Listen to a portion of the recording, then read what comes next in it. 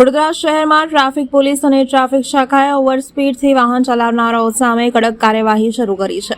શહેરમાં અકસ્માતોની સંખ્યામાં ઘટાડો લાવવા માટે આ પગલાં લેવામાં આવી રહ્યા છે. શહેરમાં લાઇટ મોટર વ્હીકલ માટે 40 કિલોમીટર પ્રતિ કલાક અને ભારે વાહનો માટે 30 કિલોમીટર પ્રતિ કલાકની સ્પીડ મર્યાદા નક્કી કરવામાં આવી છે. શહેરના વિવિધ સ્થળોએ જેમ કે અકોટા બ્રિજ અને અન્ય મુખ્ય રસ્તાઓ પર લેઝર સ્પીડ ગનનો ઉપયોગ કરીને ઓવર સ્પીડ વાહનોની તપાસ કરવામાં આવી રહી છે. જો કે વાહન ચાલક નિર્ધારિત ગતિ મર્યાદા કરતાં વધુ ઝડપે વાહન ચલાવે છે તો સ્પીડ ગન દ્વારા તેની ઝડપ માપવામાં આવે છે અને મેમો મોકલવામાં આવે છે. આ પગલાંઓથી શહેરમાં અકસ્માતોની સંખ્યામાં ઘટાડો થશે તેવી અપેક્ષા છે.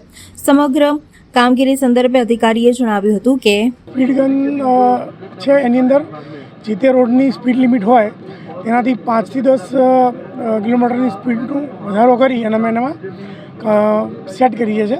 એટલે એનાથી વધુ સ્પીડ પર કોઈ પણ આવે તો એનો ઈ-મેમો જાતે ફોટો પાડીને જનરેટ થઈ જતો હોય છે. એની કાર્યવાહી છે. લગભગ રોજના 200 જેટલા ઈ-મેમા થઈ જતા.